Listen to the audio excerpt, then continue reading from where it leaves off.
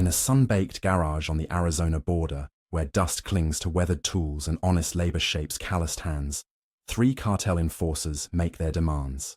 The modest mechanic's shop will now pay protection or burn toshes. The quiet man in oil-stained coveralls listens without expression, eyes unreadable behind decades of practiced calm, fatal miscalculation. These thugs see grease under fingernails, not the calluses formed by 50,000 rounds through a combat rifle. They notice grey at his temples, not the metal citations hidden in a footlocker. For 15 years, he executed America's deadliest classified missions, a ghost who moved through foreign compounds leaving only silence. As their demands escalate and weapons appear, something shifts in his weathered face. The cartel came expecting easy prey, but instead found a predator who spent decades perfecting the art of eliminating threats. His garage isn't just a business. It's territory about to be defended by a man who once commanded the most lethal special operators in military history. The tallest enforcer steps forward, gold teeth gleam. But before we jump back into the video, let us know where you're watching from. And if you're enjoying this story, don't forget to subscribe because I have something really special for you tomorrow. And now, back to the video. History. The tallest enforcer steps forward, gold teeth gleaming as he smiles. You have until Friday, old man, $5,000. Cash only. Miguel Vega's calloused fingers tighten almost imperceptibly around the wrench in his hand. He doesn't speak, doesn't blink, simply watches them with the stillness that once made him invisible in war zones. Across 3 continents, the enforcer's smile falters. Most men tremble. Most men plead. This one just watches. Did you hear me, pendejo? The enforcer's hand drifts toward his waistband. Friday, Miguel finally says, his voice a desert-dry whisper. I heard you. Something in his tone makes the enforcers exchange glances. For a heartbeat, ancient instinct warns them of danger. But pride overrides wisdom. They laugh, turn their backs, and walk away. Miguel watches them go, already calculating angles, approaches, vulnerabilities, old muscle memories stirring beneath 15 years of carefully constructed peace. The war he left behind has found him again. He places the wrench down with deliberate care, wiping his hands on a rag that's seen better days. The familiar weight of decision settles on his shoulders, a weight he hasn't carried since that night in Kandahar when everything changed. The garage is quiet now, just the tick of cooling metal and the distant highway sounds. Miguel walks to the office at the back, each step measured and silent despite his size. Inside, beneath the worn floorboard under his desk, lies a small key. It hasn't seen daylight in 15 years. His phone rings, breaking the moment. The caller, ID shows Eleanor, his daughter, studying medicine at ASU. His hand hovers over the phone. The enforcers had looked around, had seen the photographs on his wall, had smiled. Miguel answers, his voice transforming, softening. Hey, mija. Dad, I aced my immunology exam. Her voice carries the sunshine he's built his second life around. That's my girl. He turns to stare out the window, watching the dust trail of the departing cartel car fade on the horizon. Hey, Elena, remember how we talked about you coming home this weekend? Yeah, I was packing tonight. Why? Is something wrong with the garage? Miguel's jaw tightens. They know about Elena. That changes everything. No, everything's fine. Just maybe stay there this weekend. I'll come visit you instead. There's a pause. Elena knows her father too well. Dad, what's going on? Nothing, mija. Just some business to take care of here. Some old accounts to settle. After the call ends, Miguel kneels slowly on the concrete floor. The key fits perfectly in the lock of a footlocker that hasn't been opened since he moved to this dusty corner of Arizona. Inside lies not just weapons, but an identity he buried. Dog tags, a faded photograph of 6 men in desert camo, faces hard as stone. A medal in a case he's never shown his daughter. His fingers touch cold metal, and memories flood back. The helicopter rotor wash, the radio chatter, the weight of responsibility for his team, the discipline that kept them alive through missions no one would ever know about. The discipline he'll need now. Miguel closes the footlocker without removing anything. Not yet. First, he needs information. First, he needs to know exactly who he's dealing with. Because Miguel Vega doesn't just eliminate threats, he dismantles them completely. His phone buzzes with a text. Unknown number, looking forward to Friday. Mechanic, consider your daughter's safety when you gather our money. Miguel's expression doesn't change, but something in his eyes shifts. Something ancient and deadly awakening after a long hibernation. The cartel has just made their second mistake. They threatened his family. Their first mistake was walking into his garage at all. Miguel Vega's daily rhythm hasn't changed in 15 years. Up at 4:30 a.m., 50 push-ups, coffee brewed strong enough to strip paint, and at the garage by 5:15. Miguel freezes momentarily before continuing to wash his hands. Did she? She's worried about you. She shouldn't be. Maria sighs. Miguel, we've known each other for 5 years. Whatever's going on, whatever's got you checking the entrances and looking at your phone, I know it's not just work. Miguel dries his hands slowly. Maria deserves better than lies, but the truth would only endanger her. Some men came yesterday, looking for money. Cartel? Maria's directness surprises him. She notices and shrugs. I grew up in Nogales, Miguel. I know what they look like, how they operate.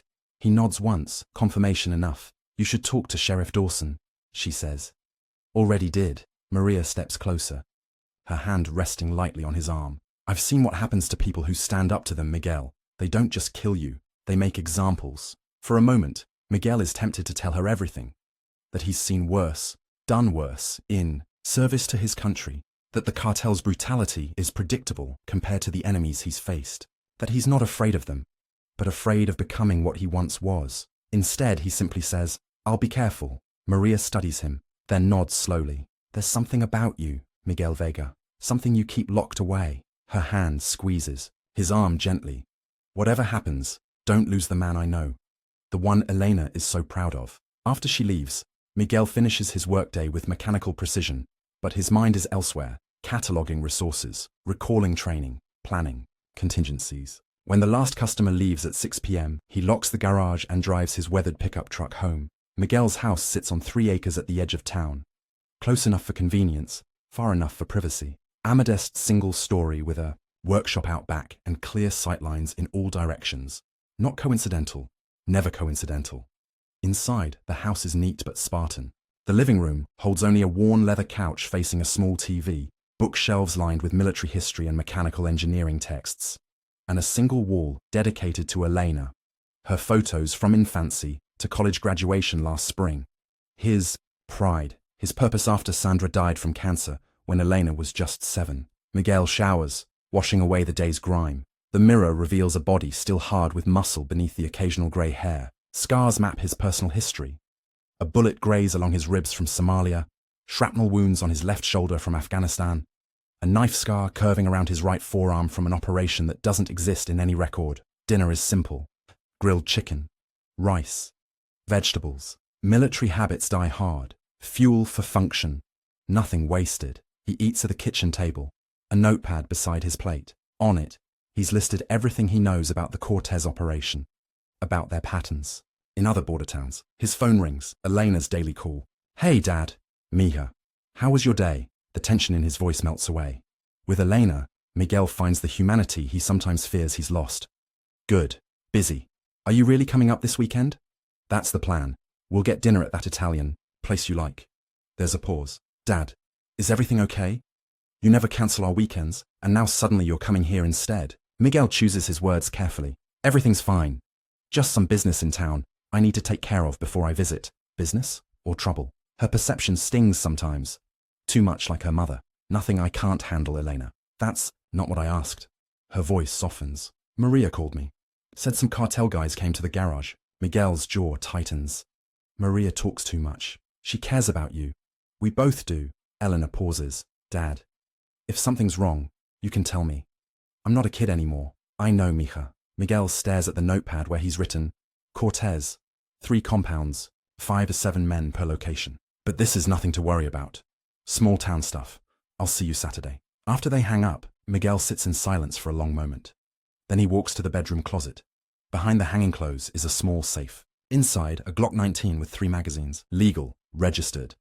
The weapon of Miguel Vega, civilian. He checks it methodically, then places it on the nightstand. Later, as darkness settles over the desert, Miguel drives a circuitous route through town. The black Escalade is parked outside. El Toro Cantina, a dive bar on the edge of San Miguel. He drives past without slowing, memorizing license plates, noting the 2 men standing guard outside, conducting reconnaissance, just as he was trained. The cartel is establishing a base of operations. This isn't just about extortion. It's about territory. San Miguel is becoming a staging area for something bigger. Back home, Miguel sits on his Back porch, watching the distant lights of town against the vast darkness of the desert. The morning sun hasn't yet touched the distant mountains when he unlocks Vega's Auto Repair, flipping the sign to open, even though no customers will arrive for hours. This time belongs to him alone. Time to prep the day's work orders, organize parts deliveries, and maintain the careful order his life depends upon. The garage sits a mile outside of San Miguel, Arizona, population 1,042. A border town where everyone knows everyone else's business. Yet Miguel remains something of a mystery, respected, but never fully known. Just how he wants it. The familiar scent of motor oil, metal, and desert dust envelops him as he moves through his morning routine. Miguel's weathered hands, marked with small scars and permanently stained with grease, move with practiced precision as he lays out tools for the day's first job. A transmission rebuild on Sheriff Dawson's personal truck. 15 years. 15 years of building something honest after a life in shadows. The irony isn't lost on him. After eliminating threats to American security across the globe, he now eliminates the threats of engine failure and faulty brakes for ranchers and border patrol agents. His new weapons are wrenches and diagnostic computers rather than the customized HK416 he once carried. Miguel pauses beside the 1967 Mustang in Bay 3, running his hand along its freshly painted fender.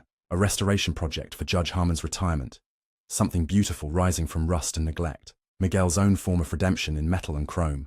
The bell above the door jingles, and Sheriff Tom Dawson walks in, 2 coffee cups in hand. At 60, Dawson still carries himself with the ramrod posture of his Marine Corps days. One of the few people Miguel tolerates this early. Morning, Miguel. Dawson hands over a cup. Figured you'd be up. Miguel nods his thanks. The sheriff doesn't make small talk. Another reason Miguel tolerates him. Heard you had visitors yesterday. Dawson's voice is casual, but his eyes are sharp. 3 gentlemen in a black Escalade. New customers? Nothing escapes notice in San Miguel. Miguel sips his coffee, considering his response. Not exactly. Dawson waits, leaning against the Mustang's fender. The silence stretches until Miguel finally speaks. Sinaloa Cartel. At least, that's my guess. Moving into town, looking for protection payments. The sheriff's expression darkens. They threaten you? They tried. A hint of a smile touches Dawson's face. I bet that was interesting. The sheriff knows nothing of Miguel's military background specifically, but he recognizes something in the mechanic that speaks of hard-earned experience. You need anything from me on this? Miguel shakes his head. Just keep an eye on the garage. While I'm gone this weekend. Going to visit Elena. Dawson nods, understanding the unspoken. Those boys don't know who they're dealing with, do they? No, Miguel says simply. They don't. After Dawson leaves, Miguel unlocks his office and boots up his ancient computer. He hasn't used certain skills or contacts in years. But some networks never truly disappear. By noon, he has names. The cartel enforcers work for Emilio Cortez, nephew of Diego Cortez, a mid-level Sinaloa lieutenant expanding operations along the border. The Cortez family controls drug trafficking through 3 counties in Sonora, Mexico, and now they're pushing north. San Miguel, with its strategic location and minimal law enforcement, makes a perfect foothold. Miguel studies the information with clinical detachment. 15 years ago, he would have received this intelligence from handlers before deploying with his team. Now, old contacts still buried in intelligence agencies owed him enough to share what wasn't classified. The patterns are familiar. The cartel's expansion methodical. Their violence calculated, rather than chaotic. The bell jingles again around 1 p.m. Miguel emerges from under a Ford F-150 to find Maria Diaz standing in the bay entrance. At 36, Maria runs the only diner in town and brings Miguel lunch most days. A habit that's fueled endless small-town speculation. Brought you tamales, she says, placing a paper bag on his workbench. You missed breakfast again. Miguel wipes his hands on a rag. Been busy. Maria studies his face, reading what others miss. They've never defined what exists between them.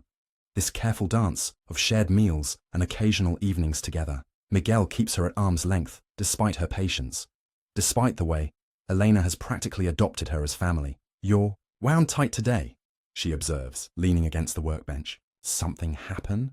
Just work. The lie comes easily, practiced from years of classified debriefs. Never share operational details, not even with those closest to you. Especially not with those closest to you. Maria doesn't press. Another reason. He's drawn to her. She respects boundaries. Elena called me this morning. Said you cancelled her visit home. 15 years ago, he made a promise. To leave that life behind. To build something Sandra would be proud of. to Beth a father Elena deserved. But he also made other promises, long before, to protect, to serve. The oaths taken in darkness before, missions that would never see daylight. His phone buzzes again. Another text from the unknown number. We saw you drive by, mechanic.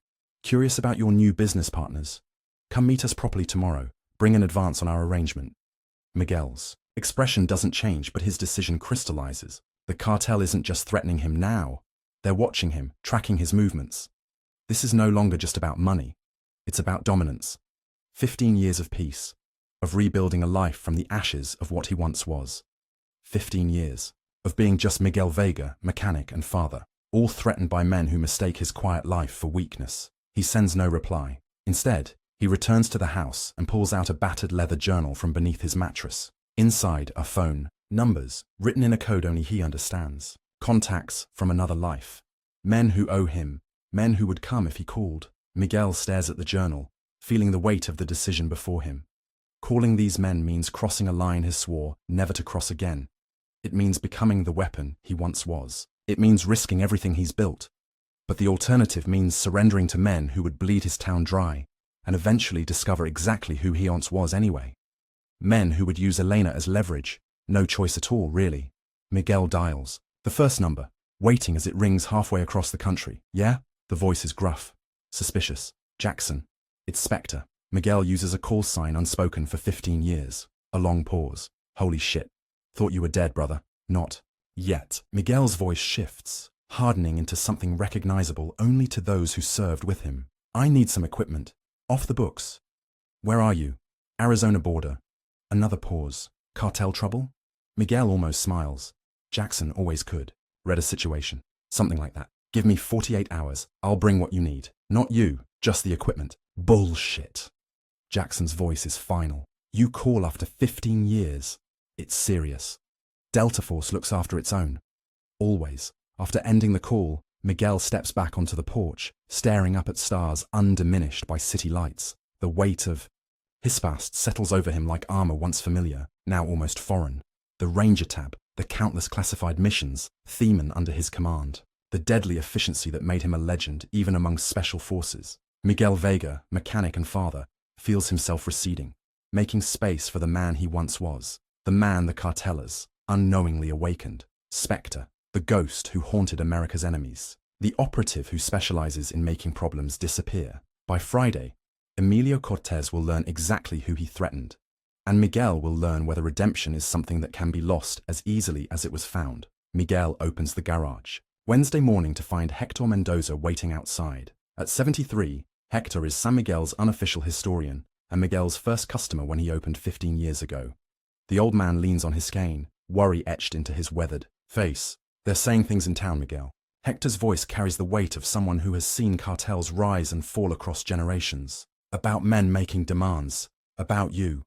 Miguel unlocks the garage door, the metal rattling upward. People talk too much in this town. People care. About you. Hector follows him inside, watching as Miguel flips on lights and begins his morning routine. I was in Nogales in the 90s when the cartels first came. They started just like this. Small demands. Businesses paying for protection. 6 months later, they owned the police, the mayor, everyone. Miguel checks the day's appointments on his clipboard. 3 oil changes, a brake job, and Mrs. Patterson's mysterious engine noise. Normal day, normal life, slipping away by the hour. I'll be fine, Hector. The old man steps closer, lowering his voice. My nephew works border patrol. Says they found 3 bodies last week. Federales from Mexico. Executed. Cortez family style. Miguel stills, looking up from his clipboard. Cortez? Emilio Cortez. Young, ambitious. Brutal. Hector shakes his head. They say he's trying to establish new routes through San Miguel. Another piece of intelligence fitting into place. Miguel nods once, filing the information away. Miguel. Hector places a gnarled hand on his arm. I've known you 15 years. Never asked about your past. Never needed to. But I recognize what lives behind your eyes. My brother had the same look after coming back from Vietnam. Miguel meets his gaze but says nothing. Whatever you're planning, Hector continues, remember this town needs you alive more than it needs you to be a hero. After Hector leaves, Miguel works methodically through the morning appointments, hands moving with practiced efficiency, while his mind processes, analyzes, plans. By noon, The familiar rumble of Sheriff Dawson's personal pickup announces his arrival for the transmission work. Brought lunch, Dawson says, placing a paper bag on the workbench. Maria said you didn't come by the diner this morning. Miguel wipes his hands, eyeing the sheriff. You checking up on me now, Tom? Just being neighborly. Dawson unwraps a sandwich. Also, figured you should know. My deputy spotted those same 3 gentlemen from yesterday, scoping out other businesses. On Main Street, hardware store, pharmacy, Martinez's grocery. Expanding their customer base, Miguel says dryly. Seems like. Dawson takes a bite of his sandwich. Got a call from Sheriff Diaz over in Cochise County. They've had 3 businesses torched in the last month. All refuse to pay protection to some new players moving in. Cortez family. Dawson raises an eyebrow. You've been doing homework. Small town talk. Uh-huh. The sheriff studies him. Miguel, I've got exactly 4 deputies and a county line that stretches 40 miles. If the Cortez outfit is moving in, I can't stop them alone. Called the DEA? And say what? That some Mexican nationals drove through town looking suspicious. Dawson shakes his head. They'll send someone in 2 weeks, maybe. By then, he doesn't finish the thought. Miguel wipes his hands slowly. So, what are you asking me, Sheriff? Not asking anything. Just sharing information with a concerned citizen. Dawson finishes his sandwich. Also letting you know I'm heading to Phoenix tomorrow for a law enforcement conference. Back Friday afternoon. The message is clear. Whatever Miguel plans to do, there's a window of opportunity with minimal official scrutiny. Appreciate the information. Miguel nods. I'll have your transmission done by Friday. After Dawson leaves, Miguel continues working until just after 3 p.m. when the bell above the door jingles again. This time, it's not a customer. 3 men enter, the same cartel enforcers from Monday, but now they move with greater confidence, spreading out as they enter the garage. The leader, the one with gold teeth Miguel now knows is called Victor, smiles broadly. Mechanic, we missed you last night. Thought you might come introduce yourself properly. Miguel straightens from the engine he's working on, wiping his hands slowly. Had work to finish. Always working this one, Victor says to his companions. Such dedication should make him an excellent business partner. I work alone. Miguel's voice is neutral, giving nothing away. Victor's smile doesn't falter. Not anymore, friend. New arrangement, remember? He glances around the garage. Nice operation. Very respectable. Would be ashamed to see it burn. The second man, younger, with a teardrop tattoo beneath his left eye and a machete scar across his cheek, moves toward the restored Mustang, running his fingers along its polished hood. Don't touch that. Miguel's voice drops several degrees. The young enforcer turns, smirking. Or what, old man? For a fraction of a second, something deadly flickers across Miguel's face. A glimpse of the predator beneath the mechanic's coveralls. The young enforcer instinctively steps back, hand moving toward his waistband. Victor notices the tension and laughs. Benito, leave the man's car alone. We're here as businessmen today. He turns to Miguel. We thought you might have an advance for us. A show of good faith before Friday. Don't have that kind of cash on hand. No? Victor pulls out his phone, swiping through it casually before turning the screen toward Miguel. Maybe your daughter could help? Very pretty girl. Eleanor, yes? Studying medicine at ASU? The photo shows Elena walking across campus, backpack over her shoulder, completely unaware she's being photographed. The temperature in the room seems to drop 10 degrees. Miguel goes completely still, eyes fixed on the phone screen. When he finally looks up, something has changed in his expression, a coldness that even Victor notices. That was today, Victor says pleasantly. Such a nice campus, so many people. Would be easy for something bad to happen. The third enforcer, silent until now, pulls out an envelope and tosses it onto the workbench. Her class schedule. Her apartment address. The cafe where she studies every Wednesday night. He smiles. We're very thorough, Mr. Vega. Miguel's hand tightens almost imperceptibly around the wrench he's holding. 3 targets. Positions memorized. Time to threat assessments calculating automatically. The old training never leaves. You've made your point, Miguel says, his voice controlled. Too controlled. Good. Victor claps his hands together. Then you understand our arrangement better now. $5,000 Friday. And that's just the beginning of our beautiful partnership. And if I pay, Elena stays safe. It's not a question. Of course. We're businessmen, not monsters. Victor's gold teeth gleam as he smiles. Though if you're thinking of going to Sheriff Dawson, well, I should mention we have friends in his department already. Deputy Rivera sends his regards. Another piece of intelligence. Another adjustment to the plan forming in Miguel's mind. Friday, Miguel says finally. I'll have your money. Excellent. See, Benito? Victor turns to the younger enforcer. I told you he would be reasonable. As they turn to leave, Benito deliberately bumps against the tool cart, sending wrenches clattering to the floor. Accoldish display of dominance. Miguel doesn't move to pick them up. Doesn't take his eyes off the three men as they exit. Doesn't betray the cold calculation happening behind his impassive expression.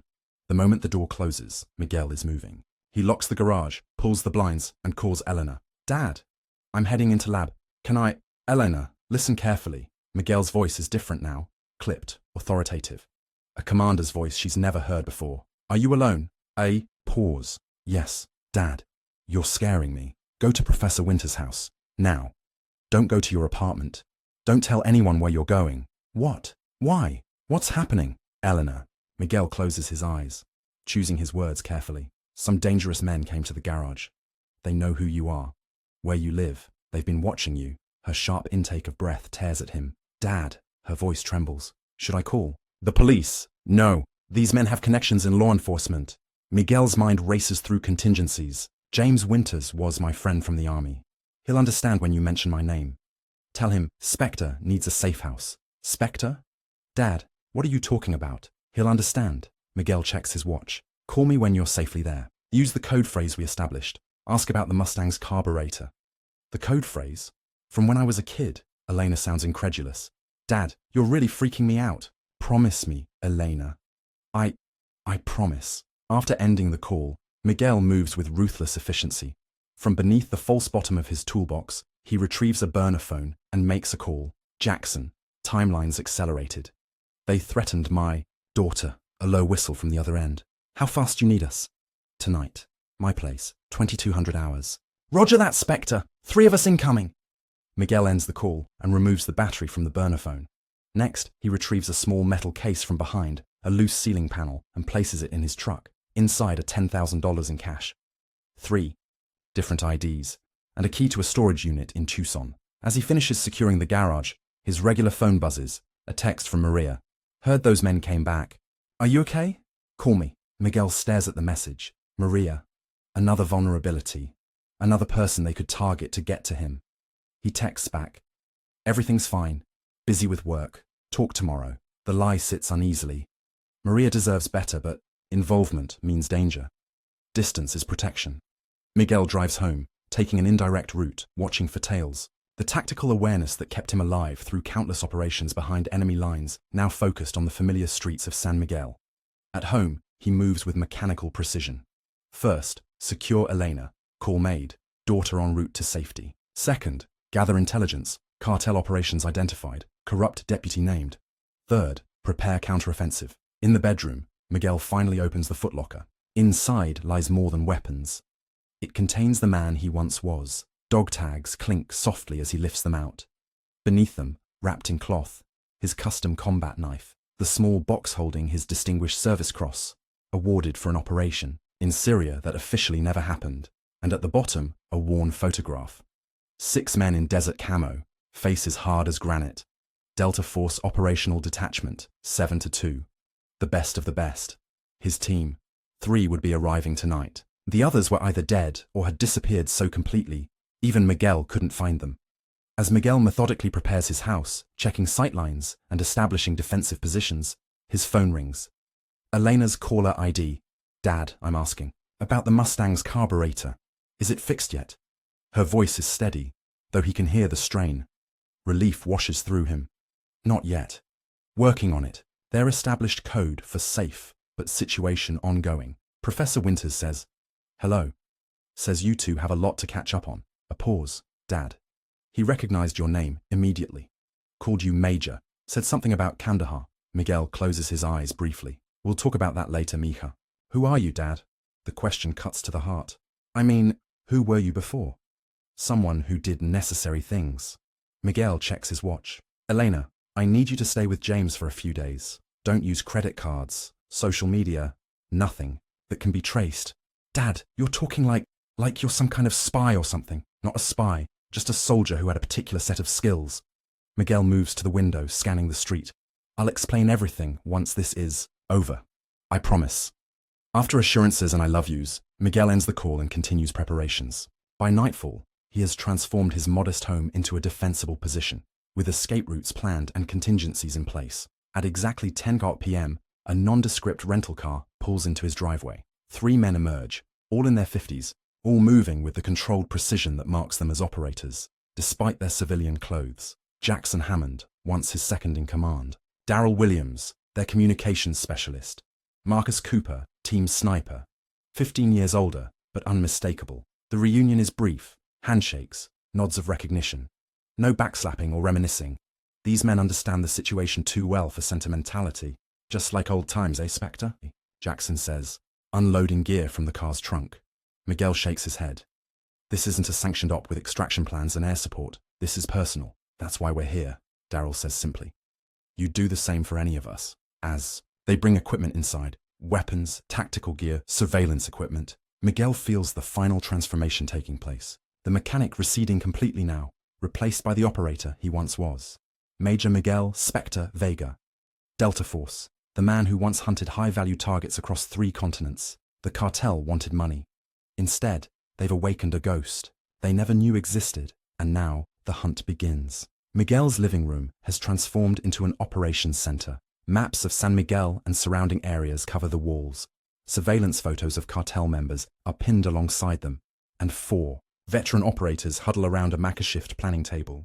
3 primary locations, Miguel explains, pointing to marked spots on the map. El Toro Cantina serves as their public front. They've rented a warehouse on the east side of town for product storage, and Emilio Cortez himself stays at this ranch, house 5 miles outside town. Jackson studies the intel. How many men total? 15 that we've identified. 4 at the cantina, 6 at the warehouse, 5 at the ranch, including Cortez. Marcus, the former sniper, examines the satellite imagery of the ranch. Security cameras, guard rotations, dogs. They're set up professionally. They're expanding. Operations, Miguel continues, using San Miguel as a new corridor for moving product north. The protection racket is just the beginning, establishing control over the town. Darrell looks up from his laptop. I've been monitoring their communications. They're expecting a major shipment Friday night. That's why they're pushing for money now, funding the expansion. And Deputy Rivera? Jackson asks. On their payroll for at least 3 months, Miguel replies. Provides intel on law enforcement movements, keeps them ahead of any potential raids. The men work through the night, developing a plan with the same methodical precision that once made them America's most lethal special operations unit. By dawn, Operation Homecoming takes shape, a coordinated strike designed to dismantle the Cortez operation completely. Jackson checks his watch. We should get some rest. 24 hours until execution. Miguel nods, but as the others head to assigned sleeping areas, he remains at the table, studying the photos of Emilio Cortez. Something doesn't fit. The cartel's moves seem too aggressive, too visible for an organization known for patience and calculating expansion. His ringing phone interrupts his thoughts. Sheriff Dawson. Miguel, you open today? Got a call about your garage being closed. Miguel glances at the time. 8:30 a.m. He's missed opening for the first time in 15 years. Taking a personal day, Tom. Family matter. A pause on the line. Everything okay with Elena? It's being handled. Another pause. Miguel, I'm at this conference until tomorrow. Whatever's happening, just be careful. After ending the call, Miguel notices a text from Maria. Garage closed. People worried. Call me. He sets the phone down without replying. Cutting connections protects them. The fewer people who know what's happening, the safer they'll be when it's over. You should call her, Jackson says from the doorway. The woman from the diner. I saw her photo on your desk. Miguel shakes his head. Better she stays uninvolved. You think the cartel doesn't already know. Who matters to you? Jackson steps into the room. They threatened your daughter. They've done their homework. The realization hits Miguel like a physical blow. Jackson is right. Maria could already be in danger. He picks up the phone and dials. No answer. He tries the diner. The teenage waitress who answers sounds worried. Maria. Didn't come in this morning, Mr. Vega. Never called. Not like her at all. Ice forms in Miguel's veins. He ends the call and turns to Jackson. They've taken her. Maria Diaz. Jackson doesn't question how he knows. Leverage. They're smarter than we thought. Miguel's expression hardens into something that would terrify most men. We move the timeline up. Now. El Toro Cantina sits quiet in the late morning sun, not due to open for hours. Miguel approaches alone, dressed in civilian clothes, appearing unarmed. The front entrance is locked, but he knows the cartel enforcers are inside. Their black Escalade parked behind the building. He knocks steadily until Benito, the young enforcer with the teardrop tattoo, opens the door. Mechanic, he sneers. You're early. Money's not due until tomorrow. I need to speak with Victor. Now. Benito eyes him suspiciously, but steps aside. Inside, the cantina is dim and smells of stale beer and cigarettes. Victor sits at a corner table counting cash, his gold teeth flashing as he looks up. Our friend, the mechanic, so eager to do business. Miguel remains standing, scanning the room. 4 men total. Positions noted. Weapons visible on 2. Others likely concealed. Where is she? Victor's smile widens. Who? Maria Diaz. The woman you took this morning. Ah, your girlfriend. Victor leans back. She's comfortable. For now. A lovely woman. Very spirited. Miguel's expression doesn't change, but something in his eyes makes Victor sit up straighter. I have your money, Miguel says flatly. 5,000. In exchange for Maria. Now. Victor laughs. Business has changed, my friend. Price just went up. 10,000 for the woman. And another 10 as your first official payment. Miguel had anticipated this. The cartel never intended to honor their original demand. I need proof. She's alive first. Victor nods to Benito, who produces a phone and makes a call, speaking rapidly in Spanish. After a moment, he passes the phone to Miguel. Miguel? Maria's voice is strained but steady. Don't give them anything. Don't. The call cuts off. Miguel hands the phone back, his face impassive. The warehouse on East Side Drive, Victor says. 1 hour. 20,000. Come alone, or we send her back to you in pieces. Miguel nods once and turns to leave. Oh, and mechanic? Victor calls, after him. After this, we're going to have a conversation about your daughter too. New arrangements. Miguel pauses at the door, his back to the room. For a brief moment, Victor sees a change in the set of the man's shoulders. Something predatory, something deadly. But it passes so quickly, he convinces himself he imagined it. Outside, Miguel walks calmly to his truck. Inside, he keys his radio. Targets confirmed at Cantina. 4 tangos. Moving to phase 2. Jackson's voice crackles back. Roger that. Cooper is in position at the warehouse. Williams has eyes on the ranch. Hostage confirmed at warehouse location. East Side office. As Miguel drives away, he doesn't look back at the cantina. Doesn't see Marcus Cooper, positioned on a rooftop 3 buildings down. Take careful aim with a suppressed rifle equipped with a tranquilizer system developed for Delta Force hostage operations. 4 soft coughs from the rifle. 4 cartel members inside the cantina suddenly slumping unconscious. Jackson and his team moving in silently through the rear entrance. Phase 1 complete. The cartel's communications hub neutralized without a shot fired. Miguel drives toward the warehouse, his mind clear, tactical awareness heightened. The plan has changed with Maria's capture, but the objective remains the same. Eliminate the Cortez operation completely. Leave no threat behind. At the warehouse, he parks in plain sight and approaches the main entrance carrying a duffel bag. 2 guards step forward, hands on weapons. I'm here to see Victor, Miguel says calmly. 1 guard pats him down while the other takes the duffel bag, opening it to check the contents. Stacks of cash visible on top. The guard nods and they escort Miguel inside. The warehouse interior is cavernous, poorly lit, with pallets of merchandise. Legitimate cover for the drugs stored somewhere inside.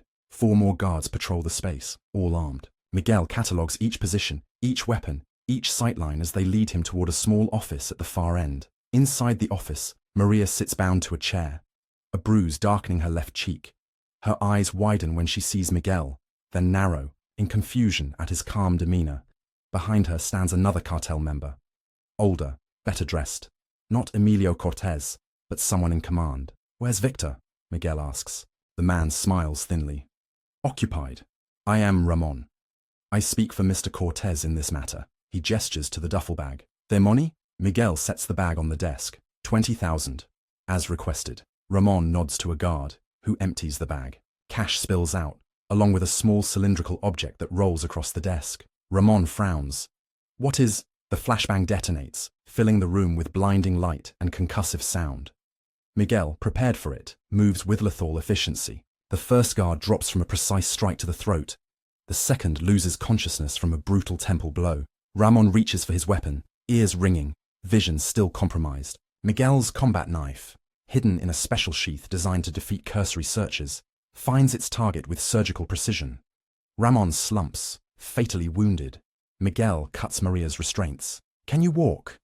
She nods, still dazed from the flashbang. Stay behind me, he instructs, voice clipped. Do exactly as I say. Maria stares at him, seeing a stranger wearing Miguel's face. Who are you? Later, he helps her up, then keys his radio. Package secured, executing extraction. As they move toward the door, gunfire erupts outside the office. The remaining warehouse guards engaging with unseen attackers. Down! Miguel pushes Maria to the floor as bullets tear through the office wall. With mechanical precision, he retrieves Ramon's weapon, checks it, and moves to the doorway. 3 Cartel. Gunmen have taken cover behind pallets, firing toward the warehouse entrance, where Daryl and Jackson are pinned down. Miguel calculates angles, timing, vulnerabilities, then moves. His first shot drops a gunman who exposed his position. His second and third find another who attempts to flank Jackson's position. The third gunman turns toward the new threat, giving Jackson the opening needed to neutralize him. Clear! Jackson calls. Miguel helps Maria up again. Her eyes are wide with shock, watching this new version of the quiet mechanic she thought she knew. Miguel, what? How did you? Not now, he says firmly, guiding her toward Jackson. Get her to safety. Fallback point Alpha. Jackson nods, taking Maria's arm. Cooper's eliminated the rooftop security at the ranch. Williams has looped their camera feeds. Primary target still on site. Miguel checks his watch. Proceed as planned. I'll meet you at the ranch in 30 minutes. The original plan was surveillance only, Jackson reminds him. We weren't going to hit the ranch until we confirmed. Change of plans, Miguel cuts him off. Cortez threatened Elena. Directly. This ends today. Jackson studies his former commander's face, seeing the cold determination there. He nods once, like old times. As Jackson leads a still-shocked Maria away, Miguel retrieves a hidden tactical vest and additional weapons from a compartment built into his truck. The transformation is now complete. Miguel Vega, mechanic and father, fully subsumed by Major Spectre Vega, Delta Force operator. The mission has become personal. The threat to his family explicit. Rules of engagement have changed. The Cortez ranch sits behind a wrought iron gate, surveillance cameras mounted on stone pillars. From his concealed position 400 yards away, Miguel observes through high-powered binoculars. Marcus Cooper's precision shooting has neutralized the guards patrolling the perimeter. Tranquilized, not killed. Daryl Williams's electronic countermeasures, HAVE, blinded their security systems, feeding loop footage to cameras. But something feels wrong. The security is substantial, but less than expected for a cartel lieutenant's compound. The defensive positions appear designed more for show than function, as if Cortez wants to appear protected without the actual manpower. Miguel's instincts, honed through countless operations, signal danger. He keys his radio. Position check. Cooper in position, East Ridge. Williams monitoring communications, south approach. Hammond with the hostage at fallback point Alpha. All according to plan. But the unease persists. Miguel makes a decision. Hold positions. Something's off. He circles wide around the property, approaching from the blind spot they'd identified in the security coverage. The ranch house comes into view, Spanish colonial style, expansive, with floor-to-ceiling windows overlooking a swimming pool. Through those windows, Miguel sees Emilio Cortez, younger than expected, early 30s, dressed in designer clothes, pacing while on a phone call. 2 bodyguards visible inside, far fewer than intelligence suggested. Miguel adjusts his earpiece to the frequency Daryl has been monitoring, catching Cortez's conversation mid-sentence, already in motion. The mechanic took the bait with his girlfriend. Task the primary. Team to the daughter's location in Phoenix. Professor James Winters, Arizona State University. Find her. Miguel's blood runs cold. The entire operation. A diversion. The real target was always Elena. The threats, the extortion, Maria's kidnapping, all designed to keep him occupied while they located his daughter. He keys his radio. Abort ranch. Operation. Cooper, maintain overwatch. Williams, get me everything on ASU Campus Police and Phoenix PD response times. Hammond, secure the hostage and prepare for immediate movement to Phoenix. The mission parameters have changed catastrophically. Elena is in imminent danger, and Miguel is 90 minutes away at best. For the first time in decades, Miguel Vega feels something he hasn't experienced since his earliest combat deployments. Fear. The highway blurs beneath Miguel's truck as he pushes it to its limits, racing toward Phoenix. Jackson rides shotgun, coordinating with Daryl and Marcus via encrypted comms. Maria sits in the back, still processing the revelation of who Miguel truly is. Professor Winters isn't answering. Jackson. Reports lowering his phone. Campus security did a check of his office. No sign of him or Elena. Miguel's knuckles whiten around the steering wheel. Williams, update. Daryl's voice crackles through the comm. Satellite feed shows 3 SUVs headed toward Phoenix from San Miguel and Hurrigo. License plates match known Cortez vehicles. They've got at least a 30-minute head start, Jackson calculates. Miguel pushes the truck faster. Cooper, status? Maintaining surveillance on the ranch, Marcus replies. Cortez just left with 2 bodyguards, heading north in a black Mercedes. Stay. On him, Miguel orders. Williams, coordinate with Cooper. Track Cortez's movements. In the back seat, Maria finally breaks her silence. Who are these people, Miguel? Who are you? Miguel meets her eyes briefly in the rearview mirror. Miguel, Vega is who I've been for 15 years. Before that, I was Major Miguel Vega, Delta Force. Special Operations. The men who came to your garage, she says slowly. They didn't know. No, Miguel confirms. They thought I was just a mechanic. But why would they target you specifically? Out of all the businesses in San Miguel? The question cuts through the tactical focus, making Miguel freeze momentarily. Why him? Why his garage first? San Miguel has more lucrative businesses to extort. Unless it wasn't random, he realizes aloud. They knew exactly who to target. Jackson turns to him sharply. You think this is about your military background? I think someone told Cortez to pressure me specifically. Miguel's mind races. The question is, who knows about Spectre? The implications are staggering. His Delta Force identity was classified at the highest levels. Only his team, select handlers, and top military brass knew that Major Miguel Vega was the operator codenamed Spectre. Hammond, check the background on Emilio Cortez again, Miguel directs. Military connections, government ties, anything. Jackson works his phone rapidly. Already on it. Williams, I need deep background on Cortez family connections to any US military or intelligence personnel. The truck's radio suddenly crackles to life. Not their secure channel, but the regular car radio. The signal overrides the satellite radio function. Something that shouldn't be possible. Major Vega, a voice speaks through static. Or should I call you Spectre? I believe I have someone you're looking for. The blood in Miguel's veins turns to ice. He glances at Jackson, who's already working to trace the signal. Who is this? Miguel demands. An old friend, the voice replies. Though you wouldn't remember me. We never officially met, but your work in Kandahar left quite an impression. Miguel's mind flashes to the operation in Afghanistan 15 years ago. His final mission before retiring. The one that earned him the Distinguished Service Cross and left him determined to leave that life behind.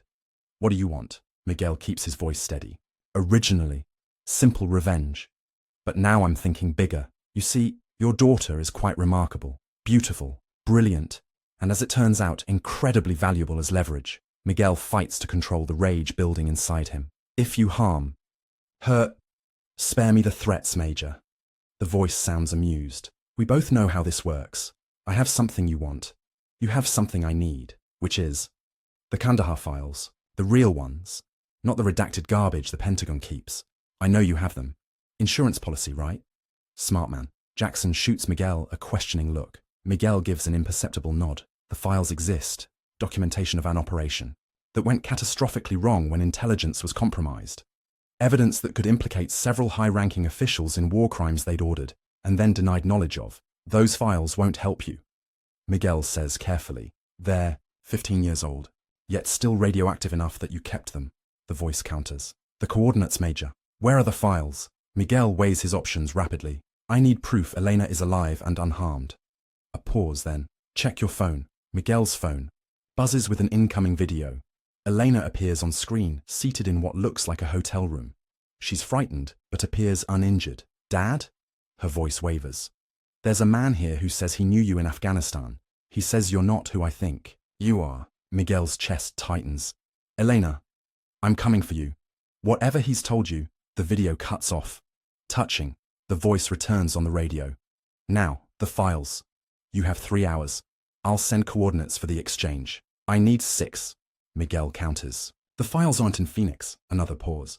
6 hours. Not a minute more. And Spectre, come alone. Bring your old team, and she dies. The radio returns to normal, leaving the truck in silence. Miguel, Maria whispers from the back seat. What just happened? Miguel doesn't answer immediately.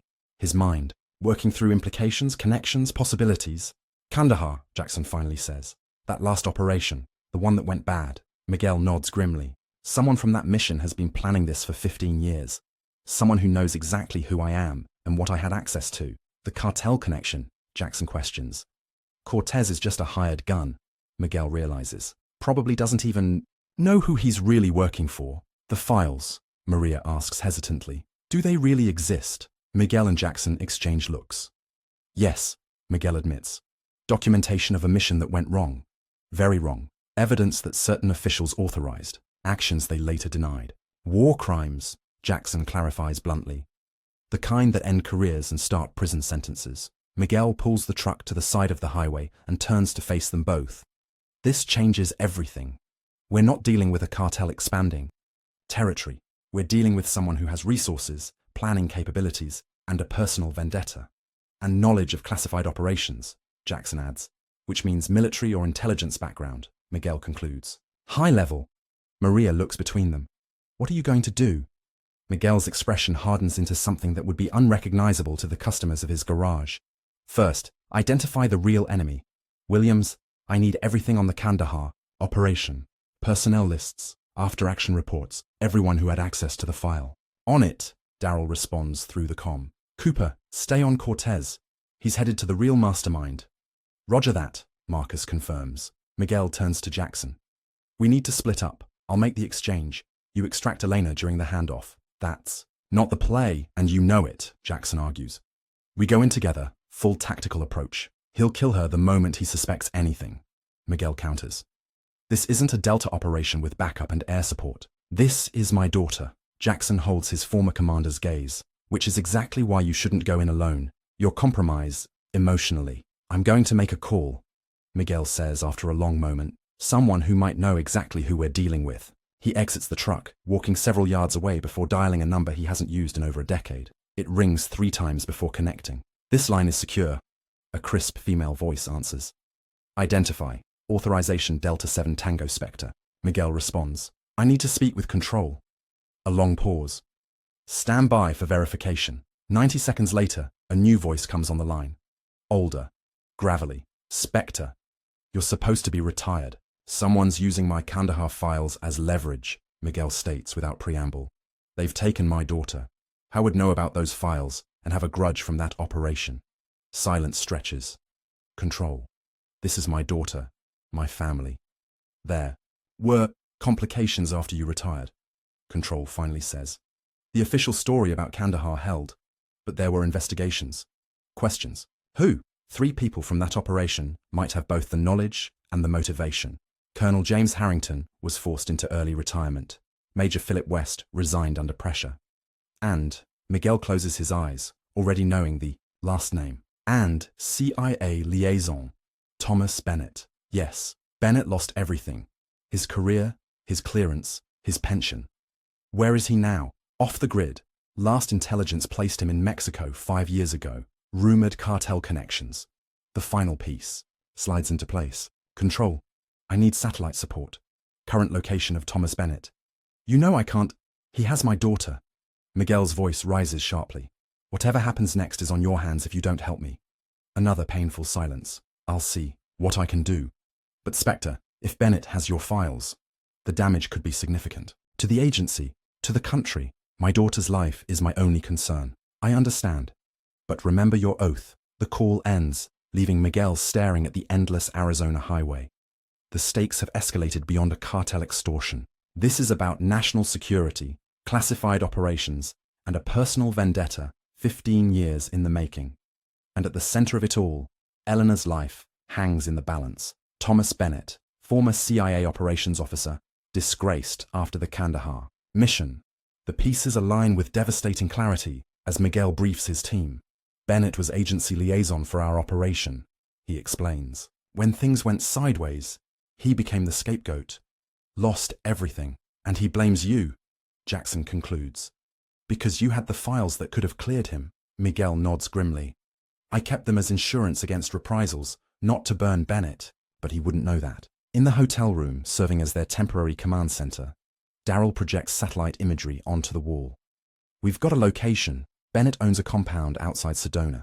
Satellite shows multiple vehicles matching the descriptions of those that left San Miguel. Miguel studies the layout. A modernist house perched on a red rock outcropping, with commanding views of the surrounding terrain. Defensible, isolated, perfect for an exchange or an ambush. Bennett was agency, Jackson reminds everyone. He'll anticipate conventional tactical approaches. Miguel nods, which is why we won't use one. He turns to Maria, who has been silently absorbing everything. I need your help. She straightens. Anything Bennett doesn't know about you. We can use that. For the first time since the ordeal began, Miguel's expression softens momentarily as he looks at Maria. I'm sorry you were pulled into this. Into my past. Eleanor is what matters now, she replies simply. Miguel turns back to the tactical display. Bennett wants the files and revenge. I'll give him the first to get close enough for the second. And Elena? Jackson asks. Miguel's eyes harden. Again. No matter what happens to me, my daughter walks free. That's the mission. The only mission. His phone buzzes with an incoming text. Coordinates for the exchange, exactly where they predicted. Bennett's compound. The midpoint twist is complete. The cartel was never the true enemy. The real threat comes from Miguel's past, a ghost. From Kandahar seeking vengeance for his ruined life. And he's using everything Miguel loves as leverage. The stakes have never been higher. The sun sets behind the red rock formations of Sedona, casting long shadows across Bennett's compound. Miguel stands, alone at the designated meeting point, a small clearing a quarter-mile from the main house. In his hand, a metal briefcase containing the Kandahar files, encrypted hard drives, and physical documents that could end careers and spark international incidents. Jackson, Marcus, and Darryl are positioned around the perimeter, invisible to untrained eyes. Their presence violates Bennett's conditions, but Miguel never intended to follow those rules. His earpiece remains silent. Communications. Blackout until the exchange begins. Movement at the edge of the clearing draws Miguel's attention. Two men emerge from the shadows, cartel soldiers by their appearance, weapons held casually but ready. Behind them walks Elena, her hands bound in front of her, fear and confusion evident in her eyes. No sign of Bennett himself. Smart. Dad? Elena's voice cracks as she sees him. Dad, what's happening? They said you were some kind of soldier, that you killed people. It's going to be okay, mija, Miguel responds, his voice steady despite the rage building inside him. Everything's going to be okay. One of the cartel men gestures to the briefcase. The files, open it. Miguel complies slowly, revealing the contents. The man speaks into a radio in rapid Spanish, confirming the files appear legitimate. A new voice responds through the radio. In English, educated, with the faintest trace of an East Coast accent. Bennett. Bring him in. Both of them. The cartel. Men motion with their weapons toward the house. Miguel closes the briefcase and nods to Eleanor, trying to convey reassurance as they're marched forward. His eyes scan continuously, assessing threats, mapping positions, identifying vulnerabilities. 3 more guards are stationed around the house. 2 on the expansive deck overlooking the valley, 1 by the main entrance, all armed with automatic weapons. Professional security, not cartel soldiers. Bennett isn't taking chances. Inside, the house is minimalist luxury. Glass, steel, and concrete, with museum-quality indigenous artwork adorning the walls. They're led to a large, open living area where floor-to-ceiling windows showcase the spectacular Sedona landscape, now darkening as night falls. A man rises from a leather chair positioned to view both the entrance and the windows. Thomas Bennett has aged, but the sharp intelligence in his eyes remains unchanged. 15 years older than when his CIA file photo was taken, his face now weathered. Hair gone silver. He wears expensive casual clothes and moves with the careful precision of someone managing chronic pain. Major Vega, Bennett smiles without warmth. Or do you prefer Spectre? It's been a long time. Miguel assesses his former CIA liaison. Bennett appears unarmed, but the calculating look in his eyes is more dangerous than any weapon. Bennett. Miguel keeps his voice neutral. I brought what you asked for. Let my daughter go. Bennett gestures to a chair. Please sit. After 15 years, I think we have things to discuss. The files for my daughter. That was the deal. Bennett's smile fades. The deal has evolved. Sit.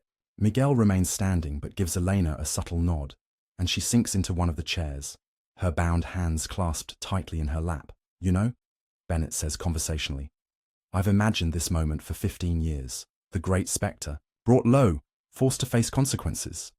He limps slightly as he crosses to a sidebar to pour himself a drink. Scotch? Miguel doesn't respond, cataloguing everything. The limp, the guard positions, the exits. Do you know what happened after Kandahar, Major?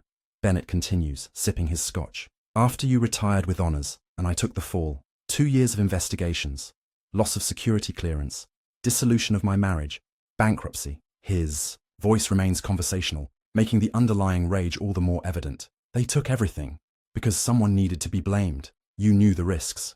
Miguel replies evenly. We all did. Bennett's laugh is hollow. The risks of doing our job? Yes. The risk of being betrayed by our own government? That wasn't in the briefing. What do you want, Bennett? Beyond the files. Justice. Bennett sets down his glass. Or its nearest approximation. A tense silence fills the room. Elena looks between the two men, trying to understand the history unfolding before her. The Kandahar operation, Bennett continues. Top secret. Deniable. A surgical strike to eliminate a high-value target. Except it wasn't surgical, was it, Spectre? Civilian casualties. Significant collateral damage. A diplomatic nightmare waiting to happen. Bad intelligence, Miguel responds. The target wasn't where he was supposed to be. Bad intelligence that I provided. Based on what I was given, Bennett's eyes harden. I became the scapegoat. The CIA cut me loose, while the military protected their own. Miguel doesn't correct him. Doesn't explain that his own superiors had wanted him to testify against Bennett. That keeping the files was the only leverage that allowed him to retire quietly instead. The files won't change anything now, Miguel says. It's been 15 years. You think I don't know that? Bennett gestures to the briefcase. Those files aren't for changing the past. They're for securing my future. Understanding dawns. Blackmail. Bennett smiles thinly. Insurance. Against the people who destroyed my life. The same insurance you've apparently been keeping. Dad! Eleanor's voice breaks the tension. What is he talking about? What did you do? Miguel meets his daughter's eyes, seeing confusion, fear, and something worse, doubt. For 15 years, he's been her hero, the hard-working mechanic who raised her single-handedly after her mother died. Now she's seeing fragments of another man, a stranger with a violent past. Your father, Bennett answers for him, was one of the most effective killers the US military ever produced, codenamed Spectre, a ghost who eliminated problems for the government. That's not all I was, Miguel says quietly to Eleanor. And it's not who I am now. No? Bennett raises an eyebrow. The men you left unconscious or dead in San Miguel suggest otherwise. Once Spectre, always Spectre. Miguel's jaw tightens. Bennett knows about the operations against the cartel. He's been monitoring the situation. The cartel enforcers, Miguel says. They work for you. Emilio Cortez owes me favors, Bennett acknowledges. I pointed him toward a mechanic in San Miguel, who might be resistant to their usual methods. I was curious to see if I could smoke you out. His smile returns. It worked better than expected. The full scope of the manipulation becomes clear. The cartel extortion, the threats, Maria's kidnapping, all engineered by Bennett to force Miguel to reveal himself, to confirm his suspicions about the files. Now what? Miguel asks. Now, Bennett sets down his glass. We renegotiate. I have your daughter. I have the files. And soon, I'll have the leverage I need to return to the US with certain guarantees. You won't hurt Elena, Miguel says with absolute certainty. She's your only bargaining chip. True, Bennett acknowledges. But there are degrees of harm, Major, degrees of comfort and discomfort. How long this takes depends entirely on your cooperation. Miguel's expression doesn't change, but something shifts in his stance. Imperceptible to most. But Bennett notices. The CIA man tenses slightly. You think your team is going to save you? Bennett asks. I prepared for Delta tactics. Your approach vectors are covered. Any attempt at extraction will be detected. Miguel says nothing, maintaining eye contact with Bennett. Tell them to stand down, Major. Bennett continues. For your daughter's sake. Miguel finally speaks, his voice deadly calm. You should have killed me in San Miguel, Bennett. Coming, after my family. That was your mistake. Bennett's smile falters for the first time. Your family? You mean the daughter you've lied to her entire life? The woman you're dating who had no idea who you really are. You forfeited family the moment you became Spectre. The accusation strikes deeper than Bennett could know. It's the doubt that has haunted Miguel for 15 years. That this past makes him unworthy of the peaceful life he's built, the family he loves. Elena suddenly speaks, her voice stronger than before. You're wrong about him. Both men turn to her in surprise. You're wrong, she repeats, looking directly at Bennett. My father protected me my whole life. Whatever he did before, he's not that person anymore. Bennett laughs dismissively. My dear, you have no idea what your father is capable of. No, she counters. I think you're the one who doesn't know what he's capable of. Her eyes shift to Miguel, filled with something new. understanding, even forgiveness. Dad never talks about his military service. Never. But once, when I was 12, a man tried to grab me outside my school. Dad appeared out of nowhere, and the way he moved, she swallows. I saw something in his eyes then, the same thing I see now. The moment stretches between them, father and daughter. A silent acknowledgement of the truth. Miguel has always been both men, the loving father and the deadly operator. And for the first time, Elena is seeing him whole. Miguel gives her the slightest nod, then turns back to Bennett. Last chance. Let her go. Walk away with the files. Disappear. Bennett's expression hardens. That's not how this ends, Spectre. You don't dictate terms here. 1 minute, 30 seconds, Miguel says calmly. Bennett frowns. What? The time elapsed. Since I entered this room. Enough time for my team to neutralize your perimeter security while you were focused on me. As if on cue, the lights throughout the compound flicker and die. Emergency lighting kicks in, casting the room in a neary red glow. Williams specializes in electronic countermeasures. Miguel continues in the same calm voice. Your security systems are compromised. Bennett's composure cracks. He gestures sharply to his guards. Check the perimeter. Now! 2 of the guards exit, leaving one at the entrance to the living area. Bennett retrieves a handgun from beneath his jacket. You're bluffing, he says, but uncertainty has crept into his voice. The distant pop of suppressed gunfire answers his doubt. Cooper was our team sniper, Miguel explains. He holds the record for longest confirmed kill in Afghanistan. Your men never saw him. Bennett's hand tightens around his weapon. You're still not in control here. He moves toward Elena, but stops when Miguel takes a single step forward. Your cartel connection, Cortez, Miguel continues. He's already in custody. Hammond intercepted him en route from San Miguel. Impossible. I spoke with him 2 hours ago. You spoke with Williams. Voice modulation. Another specialty. Bennett's face contorts with rage and disbelief. 15 years I planned this.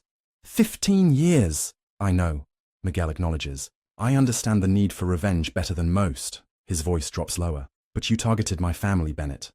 That was always going to end one way. A crash from elsewhere in the house signals the breach. Bennett raises his gun toward Elena.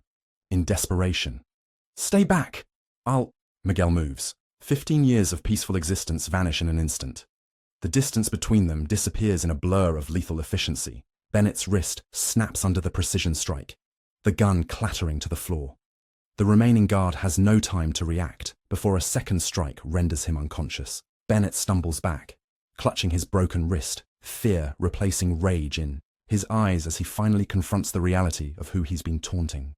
Not the mechanic, not even the Delta Force operator. Spectre. Miguel stands between Bennett and Eleanor, his expression cold but controlled. You almost had me, Bennett. Using the cartel as proxies, manipulating from a distance, good tradecraft. What are you going to do? Bennett asks, his voice suddenly uncertain. Kill me? Prove everything I said about you is true? Miguel studies him for a long moment. 15 years ago, I might have. But you're right about one thing. I've changed. The room fills with movement as Jackson and Marcus enter, weapons ready but lowered when they see the situation is controlled. Bennett? Jackson acknowledges with a nod. Been a while. Hammond. Bennett replies bitterly. Still following Spectre into hell, I see. Jackson moves to Elena, cutting her restraints. You okay, miss? She nods, rubbing her wrists, eyes never leaving her father. Miguel picks up the briefcase containing the Kandahar files. These were never going to give you what you wanted, Bennett. Revenge doesn't heal anything. I learned that the hard way. Easy philosophy from the man who wasn't destroyed, Bennett spits. No, Miguel counters. From the man who had to rebuild himself from nothing. He tosses the briefcase onto a chair. Take them. Use them however you want. But we're done. My family is off limits forever. Bennett stares at the briefcase in disbelief. Just like that? After everything? Just like that, Miguel confirms. Because those files, this revenge, it's not worth what it's cost either of us. Let it end. For a moment, it seems Bennett might argue, might continue fighting. Then something deflates in him. The burning purpose of 15 years suddenly exhausted. It won't change anything, he says finally, echoing Miguel's earlier words. It's been too long, maybe, Miguel acknowledges. But living with the past is better than being consumed by it. Trust me on that. Dawn breaks over Sedona as local. Authorities take Bennett into custody. The official charges related to kidnapping and extortion, rather than his CIA past. Sheriff Dawson has called in favors, ensuring the situation remains contained. The cartel connection will be investigated, but Miguel's involvement will be minimized. A father protecting his daughter, nothing more. In a quiet moment before departing, Miguel stands with Eleanor on Bennett's deck, watching the sunrise paint the red rocks gold. "All those years," she says finally. "You never told me. I wanted to protect you from that part of my life. I understand why, but..." She turns to him. "You could have trusted me with the truth." Miguel considers this. It wasn't about trust. It was about being worthy of you, of the life we built after your mother died. "The man you were before," Elena asks carefully. "The things you did, do you regret them?" Miguel looks out at the vast landscape, considering his answer carefully. "I regret some outcomes, some decisions, but the purpose behind them. Protecting people who couldn't protect themselves. No, I don't regret that." Elena is quiet for a long moment. "The man who took me, he said you were one of the most lethal operatives in military history." Bennett exaggerates, Miguel says, but doesn't deny it. "When I was growing up," Eleanor continues, "whenever I had nightmares, you'd tell me no monster would ever hurt me because you wouldn't let them." A small smile forms. "I just didn't realize how literally I should have taken that." Despite everything, Miguel finds himself smiling too. "I meant every word. I know that now." She hesitates. "The garage, San Miguel. Will we go back?" The question carries weight beyond the simple words. Can they return to normal after all that's happened? Can Miguel be just a mechanic again, now that Spectre has re-emerged? "That depends," he says. "Do you still want a father who's just a mechanic?" Eleanor takes his hand, a gesture so simple yet profound in its acceptance. "I want my father, all of him, not just the parts he thinks I should see."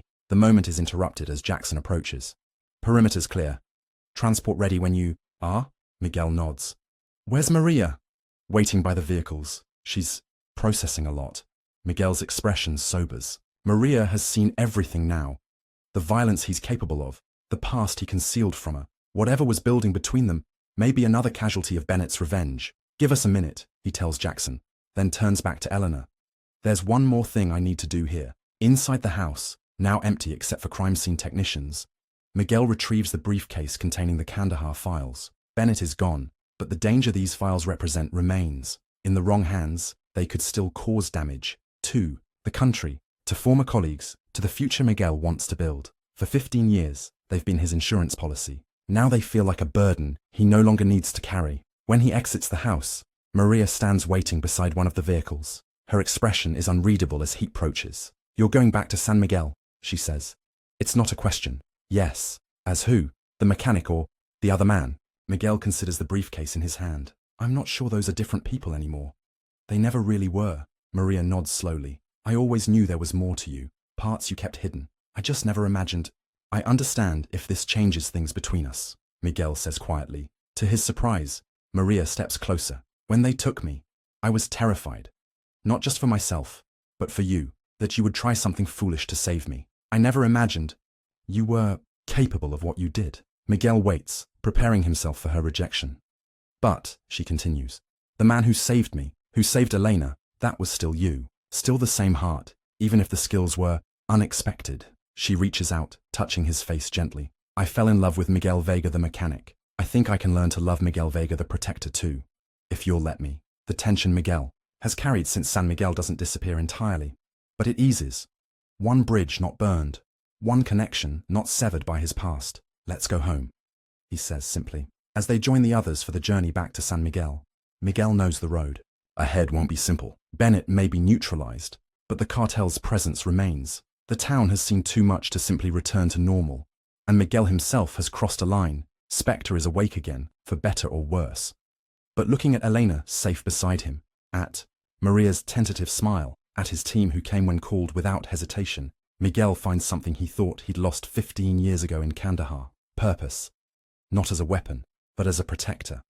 Not in the shadows of classified operations, but in the open defense of his family, his town, his home. The mechanic and the operator, finally reconciled. The caravan of vehicles pulls into San Miguel just after noon, the small border town appearing unchanged despite everything. Miguel drives in silence, Elena beside him, Maria in the back seat. Jackson follows in a separate vehicle, with Marcus and Daryl. The quiet is heavy with unspoken questions, with adjustments still being processed. As they pass the "Welcome to San Miguel" sign, Elena breaks the silence. It looks exactly the same. Miguel nods. Towns like this don't change quickly. But we have, she says quietly. The truth of her statement hangs between them. Neither Miguel nor Elena is the same person who left San Miguel de Sago. She now knows her father's true past, and he has reclaimed parts of himself long buried. They drive past Vega's auto repair, still closed, windows dark. Miguel slows momentarily, studying his garage with new eyes. Not just a business now, but a fortress that failed to protect what truly mattered. Will you reopen? Maria asks from the back seat. Yes, Miguel answers without hesitation. But some things will need to change. At Miguel's house, they gather in the living room. The Delta team, Eleanor and Maria. The operational atmosphere remains, despite the domestic setting. Maps and surveillance photos still cover the walls. Bennett's in custody, Jackson confirms, hanging up his phone. Sheriff Dawson's called in federal support to handle the legal side. And the files? Daryl asks. Miguel places the briefcase on the table. Secured, for now. What about the cartel? Marcus questions. Cortez is contained, but his operation isn't dismantled. They'll regroup. The question hangs in the air. Bennett has been neutralized, but the immediate threat to San Miguel remains. The Cortez organization still has a foothold in town, still controls Deputy Rivera, still has resources across the border. I need to make a call, Miguel says, stepping outside, onto the porch. Alone under the vast Arizona sky, he dials control using the secure line. Bennett's been handled, Miguel states without preamble. So I've heard, Control responds. The files? Secure. A pause. We'd like them returned, Spectre. I'm sure you would. Miguel watches a hawk circling in the distance. But that's not why I called. I'm listening. The Cortez cartel has established operations in San Miguel. They've compromised local law enforcement. I want them removed. Control's laugh is dry. You're asking for an official operation against a Mexican cartel, based on your personal vendetta. I'm asking for what you owe me, Miguel counters. 15 years of silence. 15 years of keeping those files secured. The silence stretches.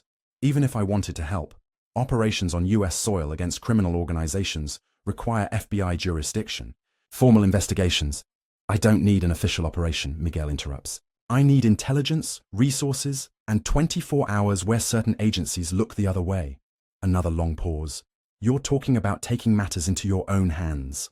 I'm talking about protecting my town. Control size.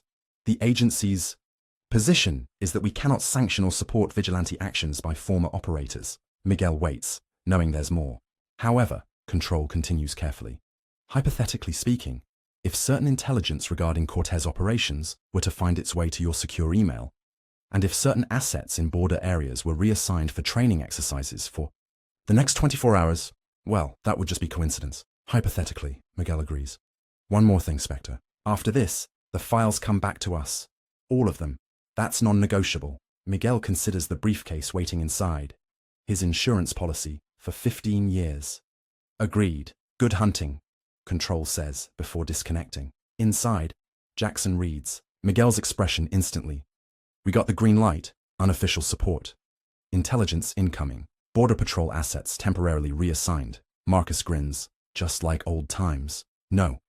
Miguel shakes his head. Not like old times. This isn't a black op. We're not eliminating targets. We're removing a criminal threat from a civilian population. By the book as much as possible. And Deputy Rivera? Daryl asks. Evidence of his cartel connection goes to Sheriff Dawson. Let the system handle him. Elena and Maria have been listening silently. Now Elena steps forward. What can I do to help? Miguel starts to automatically refuse, then reconsiders. This is your town too. Your home. She nods firmly. And I want to protect it. Medical support, he decides. If things go wrong, we'll need someone with your training. Maria speaks. Up. I know every business owner in town. Everyone who's been approached by Cortez's men. I can rally support, quietly. Miguel studies them both. His daughter and the woman who has somehow accepted both sides of him.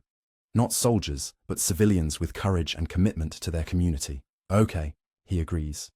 But you both stay clear of direct engagement. That's non-negotiable. A notification chimes on Daryl's laptop. Intelligence package incoming. We've got everything. Cartel movement patterns, strength assessments, facility locations. The team gathers around the computer, professional focus taking over. Years may have passed, but the operational rhythm returns instinctively. Miguel finds himself slipping into command mode, analyzing data, identifying vulnerabilities, formulating strategy. Their main strength is here. He points to the warehouse they'd previously raided. They'll have reinforced it since our last visit. Secondary base at El Toro Cantina. Communications hub there. Third location is this residence on the outskirts recovery site for Cortez when he returns.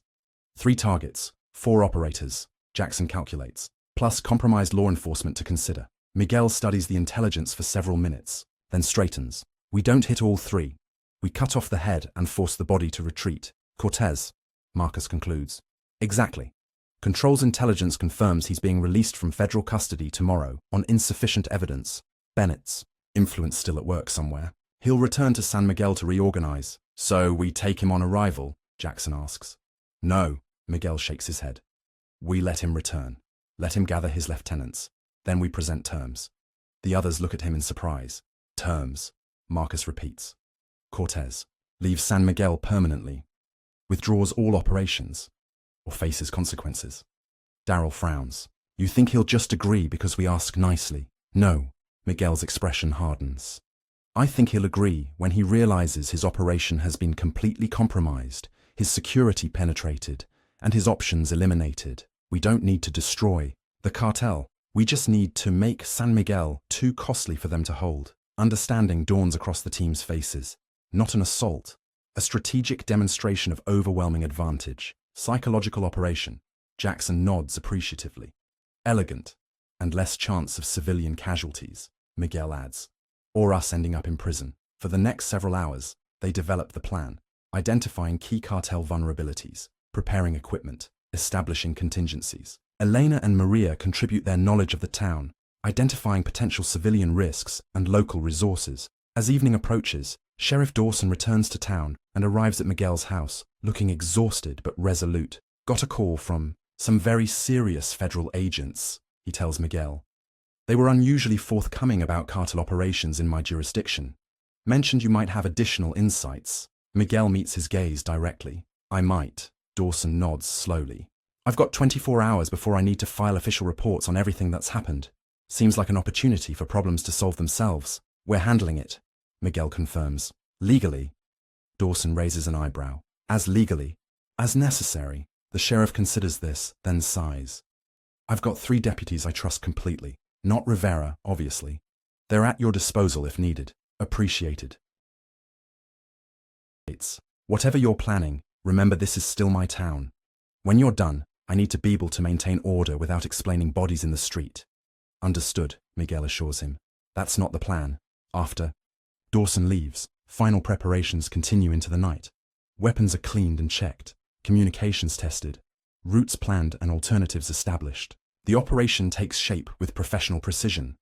In a quiet moment, Miguel steps outside again, needing space to think. The desert night enfolds him, stars brilliant in the clear sky. So different from the chaotic environments of his earlier operations, Afghanistan, Syria, Somalia. Here, the silence offers clarity. The screen door opens and closes softly behind him. Maria steps up beside him. Second thoughts? She asks. Contingency planning, he corrects. Always prepare for when things go wrong. She studies his profile in the moonlight. The man I've known for 5 years fixes machines, solves practical problems. This man, she gestures to his stance, his alertness even in supposed rest. He solves different kinds of problems. Does that bother you? The question comes out more vulnerable than he intended. Maria considers before answering. What bothers me is that you felt you needed to keep him hidden, as if I couldn't handle knowing the whole person. Miguel turns to face her. Most people don't want to know what happened in places like Kandahar. What men like me were asked to do. I'm not most people, she says simply. And keeping those parts separated hasn't brought you peace, Miguel. I've seen it in your eyes for years. The divide within yourself. Her perception strikes deep. The separation between Spectre and Miguel Vega, maintained for 15 years, through rigid discipline, has indeed been its own form of prison. After tomorrow, he says carefully, things will be different. I'll be different. Different how? I don't know yet, he admits. But I can't go back to pretending part of me doesn't exist. Maria reaches for his hand, a gesture of acceptance that means more than words. Good. Because I want to know all of you, Miguel Vega, even the parts that scare you. Dawn breaks over San Miguel with a sense of inevitability. Miguel and his team move through final preparations with the focused calm of veteran operators.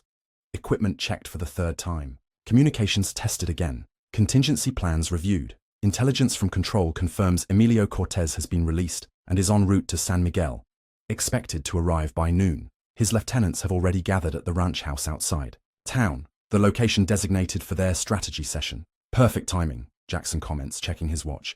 They'll be all together just as we're ready to move. Miguel nods, studying the satellite imagery of the ranch one last time. Daryl, communication status. Their network is compromised. Daryl confirms from behind his laptop. I can access their security cameras, phones, everything. Marcus, the former sniper, looks up from cleaning his scope. Overwatch positions identified and prepared. I can cover all approaches. Good. Miguel turns to Jackson. Perimeter team? Ready.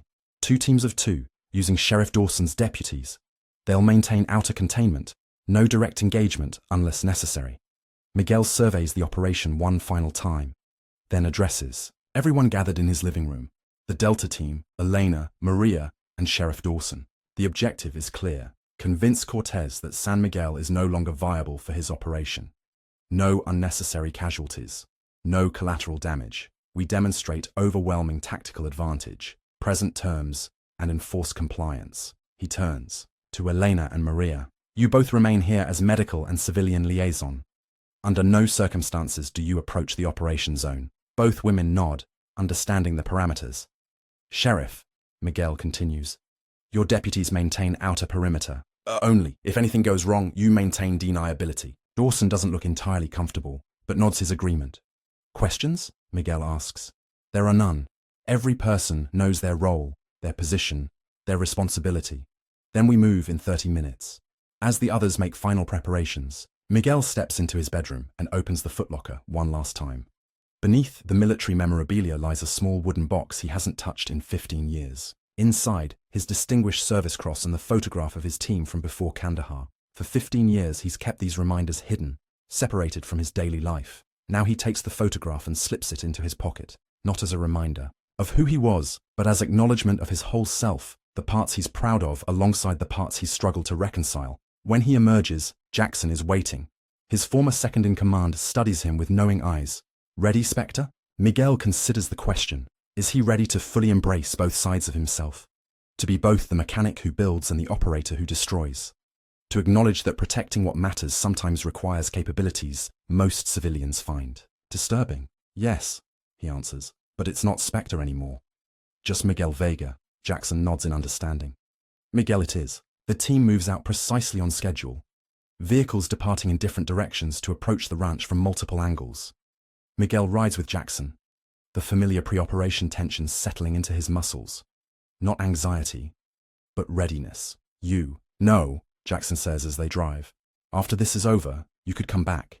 There's contract work, private sector, places that could use your skills. Miguel shakes his head. My place is here now. San Miguel. The garage. And the garage is enough? Jackson sounds skeptical. It wasn't before, Miguel admits. Because I was hiding half of myself, denying capabilities that are part of who I am. And now, Miguel watches the landscape roll by, considering the future taking shape in his mind. Now I understand, I can be both, the mechanic who builds a community, and the protector who defends it when necessary. Jackson smiles slightly. San Miguel won't know what hit it. That's the point, Miguel replies. They won't need to know, just that they're safe. As they approach the final staging point, a half-mile from the ranch, Miguel receives confirmation that all teams are in position. Daryl has compromised the cartel's communications and security systems. Marcus has established overwatch with clear sightlines to all approaches. The perimeter is secured by Dawson's trusted deputies. Intelligence confirms 8 cartel members inside the ranch house, including Emilio Cortez himself and his 3 top lieutenants. The perfect target concentration. Miguel checks his equipment one final time. Not the full combat load of his Delta days, but enough to establish decisive advantage. Then he turns to Jackson. Ready to end this? Jackson nods. Lead the way. They exit the vehicle and advance toward the ranch on foot, moving with the silent efficiency that once made them ghosts on battlefields across the world. The cartel may have firepower and numbers, but they lack the one thing Miguel's team has in abundance: the operational experience of America's most elite special forces. The endgame approaches. The final confrontation with Cortez looms. And Miguel Vega, mechanic, father, protector, moves toward it with purpose, no longer divided against himself. The cartel ranch sits quiet in the midday sun, a Spanish-style hacienda surrounded by scrubby desert terrain. From his concealed position, Miguel observes the property through high-powered binoculars. 2 guards patrol the perimeter, automatic weapons visible. Security cameras cover the main approaches. 3 vehicles are parked in front, including Emilio Cortez's black Mercedes. Target confirmed on sight, Miguel reports quietly into his comm. All elements in position? Overwatch in position, Marcus replies from his sniper hide nearly half a mile away. I have eyes on all exterior targets. Electronic warfare ready, Darrell confirms. Their systems are compromised, cameras looped, communications interceptable. Perimeter team set, Jackson adds. Deputies are holding the outer containment line. Miguel lowers the binoculars, mentally, reviewing the plan one final time. Not an assault, but a demonstration of complete tactical dominance. Force Cortez to withdraw from San Miguel permanently. Execute Phase 1, he orders. In the ranch house, the cartel's phones, radios, and computers simultaneously go dead. Security camera feeds freeze, then display the same looped footage. The electronic isolation is immediate and complete. Through Darrell's remote access, Miguel can hear the confusion inside as Cortez demands to know what's happening. The young cartel leader's voice carries the sharp edge of someone unused to losing control. Phase 2, Miguel directs. Marcus's rifle coughs softly twice. The 2 perimeter guards collapse silently. Tranquilizer darts ensuring they're neutralized without fatality. 4 more precise shots disable the vehicle's engines. Shot through radiators and electronic systems rather than targeting fuel tanks or drivers. Inside, the confusion escalates to alarm as the guards fail to respond to radio calls. Final phase, Miguel orders, rising from his position. Jackson and Miguel approach the ranch openly now, moving with calm, measured confidence. Miguel wears tactical gear, but his weapons remain holstered. A deliberate message. Predictably, when they reach the halfway point, the front door bursts open. 3 cartel gunmen emerge, weapons raised. Behind them stands Emilio Cortez, younger and more polished than his soldiers, wearing an expensive suit despite the desert heat.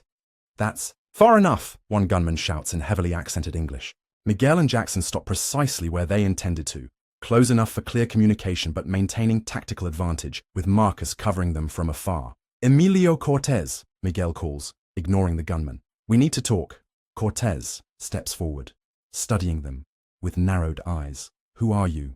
The mechanic, Miguel answers.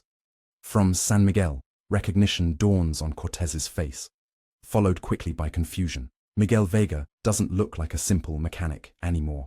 He carries himself with unmistakable military bearing, wears tactical gear with the comfort of someone born to it. You're not just a mechanic, Cortez observes cautiously. No, Miguel agrees. I'm not. What do you want? Suspicion colors Cortez's tone. To establish new terms, your cartel operations will withdraw from San Miguel.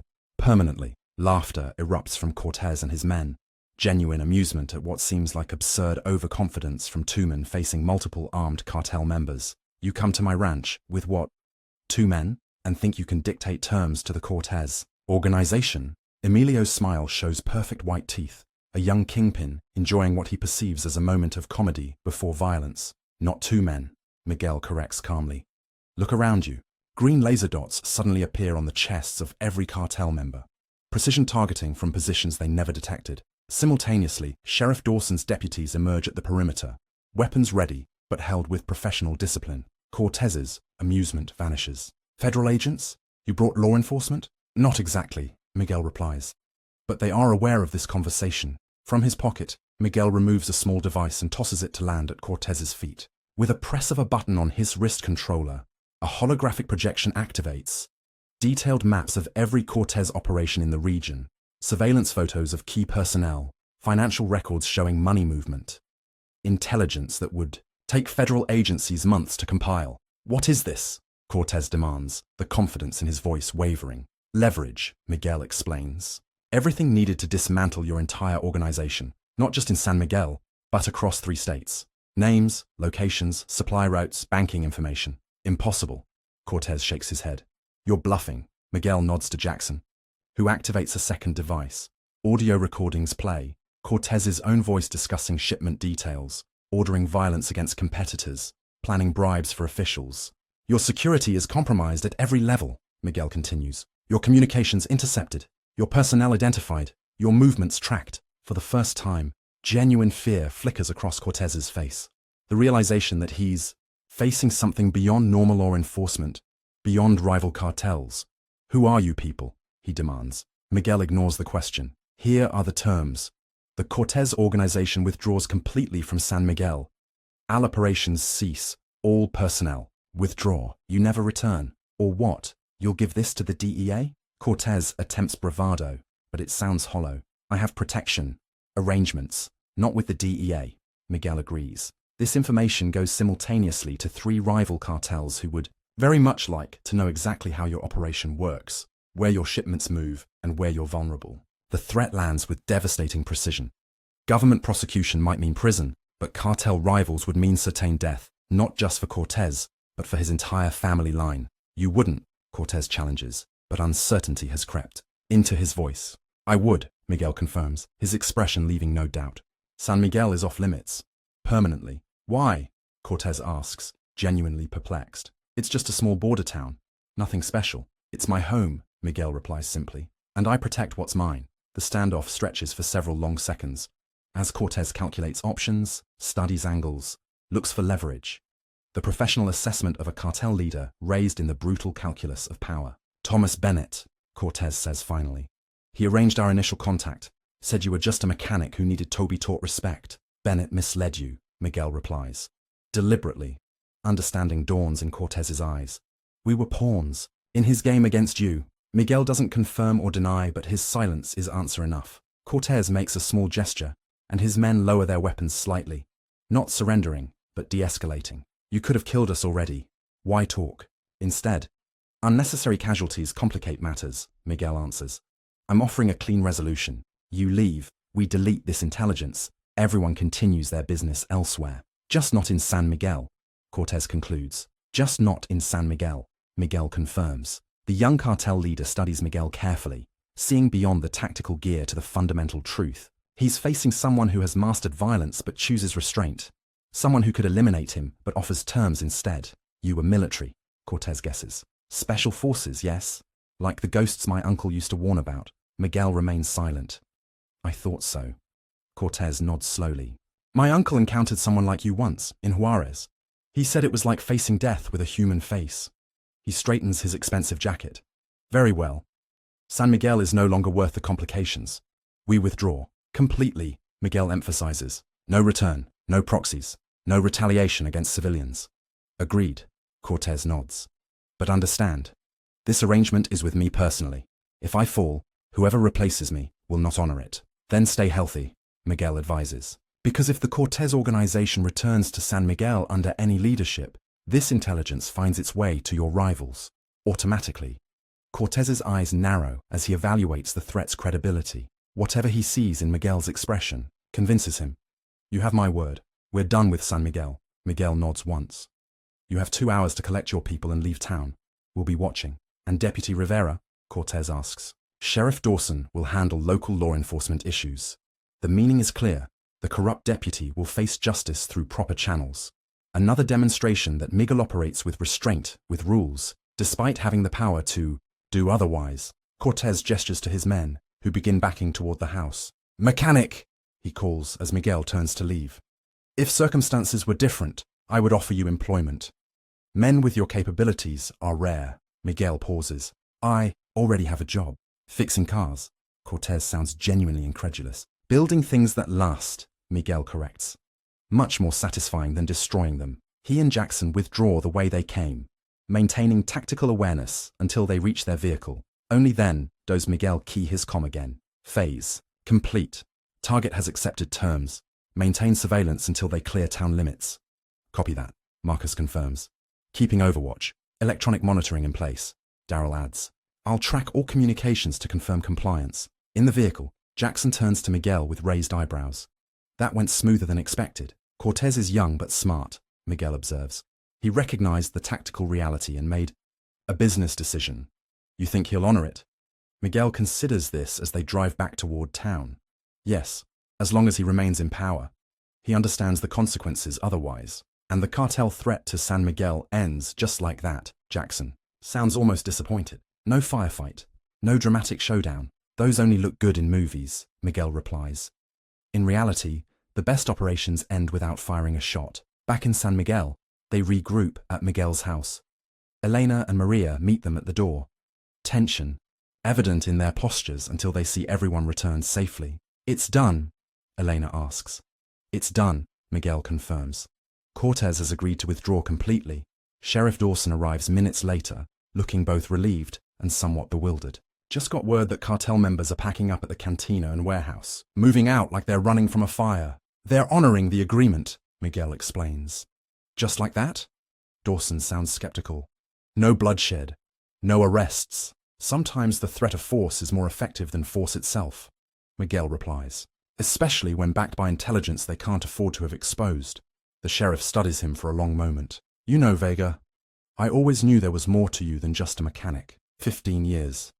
And you never once talked about your military service." "Not much to talk about," Miguel deflects.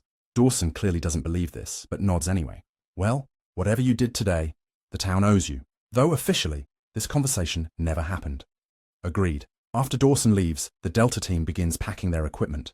Their mission complete, they'll return to their civilian lives across the country. Contractors, security consultants, private sector specialists who came when a former commander called. "You sure about staying here?" Jackson asks as they load the last of the gear. "Offers still open. Private contracting, good money, select operations." Miguel shakes his head. "My place is here now." Jackson clasps his hand firmly. "Then I guess Vega's auto repair gets back to business tomorrow. With some modifications," Miguel replies. "I'm thinking of expanding. Security consulting for local businesses. Protective measures against future threats." Jackson grins. Miguel Vega, mechanic and security specialist. Has a nice ring to it. As the team prepares to depart, Elena approaches her father, tension still visible in her posture. "So that's it? The cartel just leaves because you asked them to, because I convinced them staying would be more costly than leaving," Miguel corrects. "Without violence," she notes, studying him with new eyes. "You could have killed them all, couldn't you? But you chose not to. That wasn't the mission," Miguel says simply. "The objective was removing the threat to San Miguel, not adding to the body count." Elena processes this, reconciling the deadly operator from Bennett's compound with the father who just resolved a cartel standoff without bloodshed. "Did you always try to find non-violent solutions, even before?" Miguel considers the question carefully.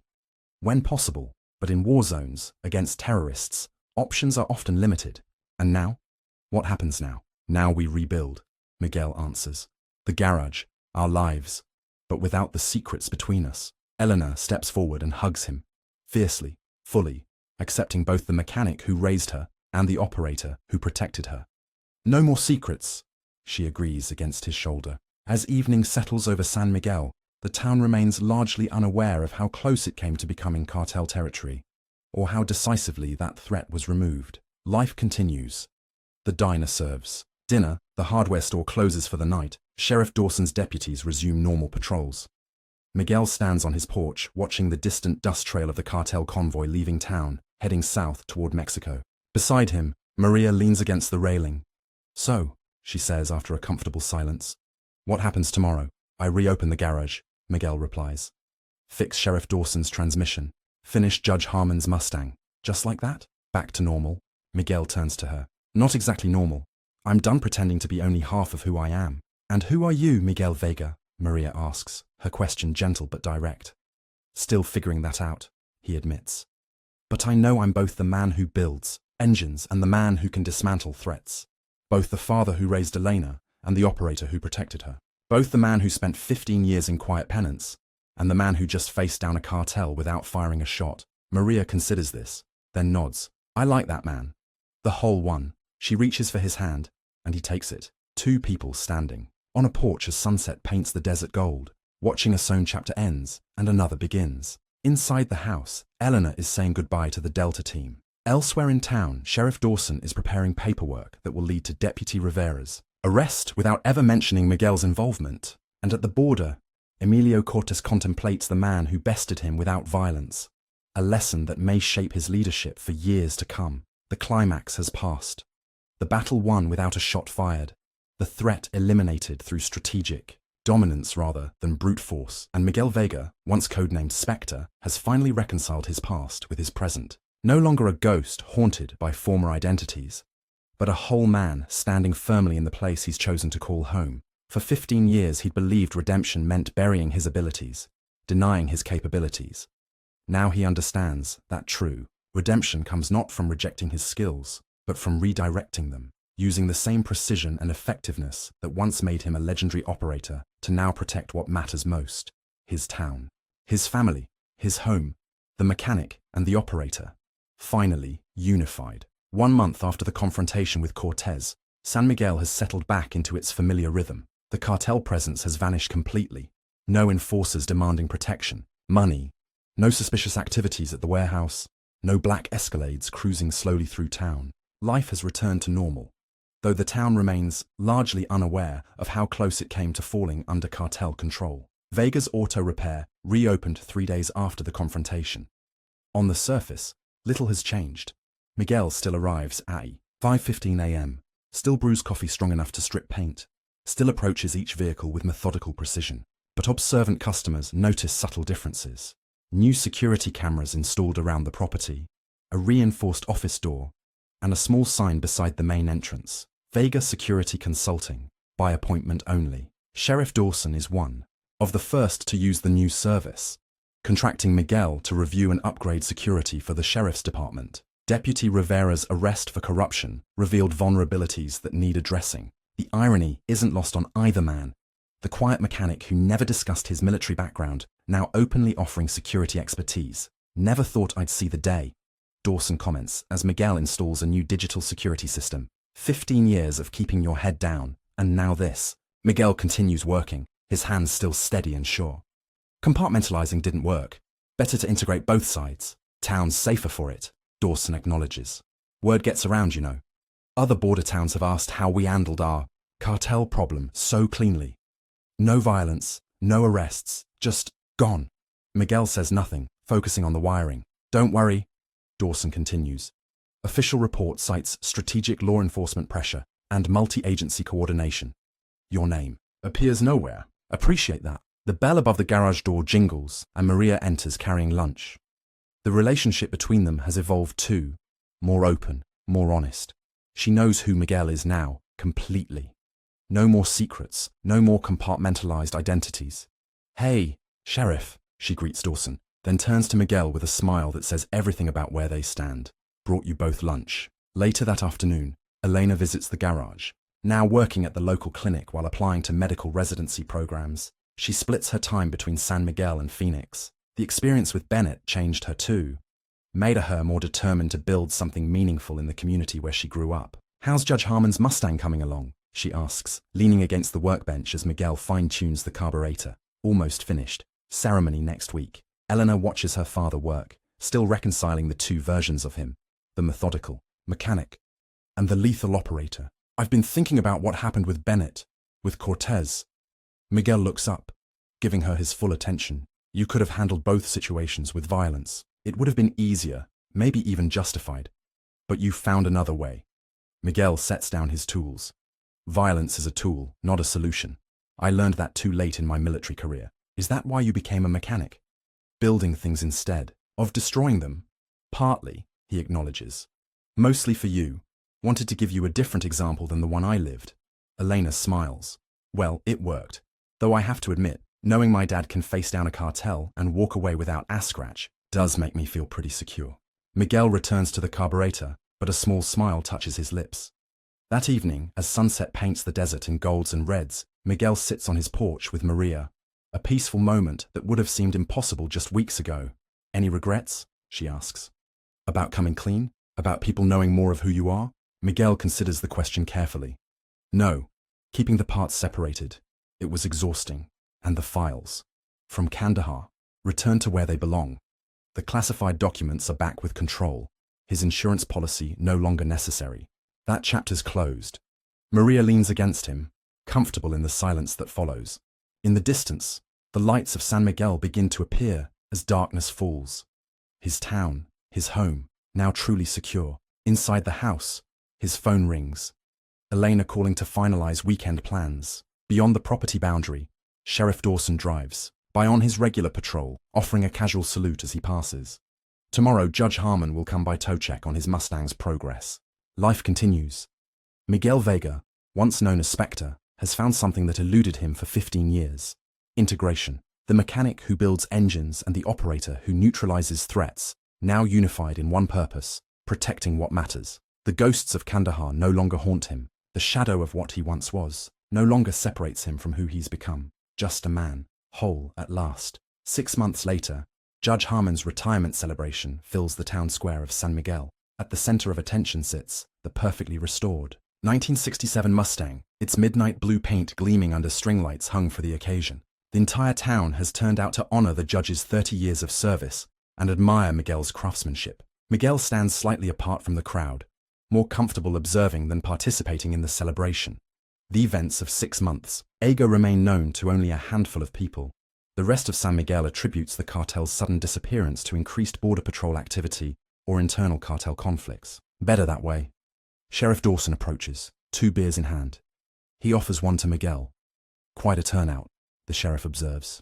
Judge is over the moon about that car. Miguel nods, accepting the beer. Restoration's always more satisfying than repair. Building something back to what it should be. Dawson studies him. You talking about the car or yourself? A small smile touches Miguel's lips. Maybe both. They drink in companionable silence, watching the celebration. Mayor Rodriguez is giving a speech about Judge Harmon's contributions to the community.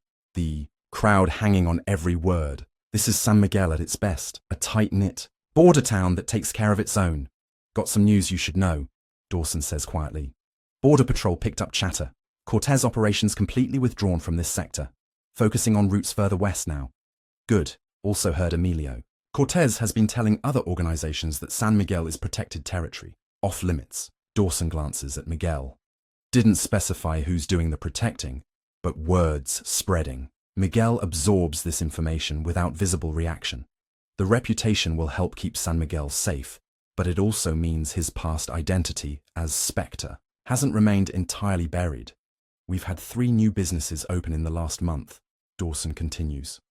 First time that's happened in years. Town's growing again. Feels secure.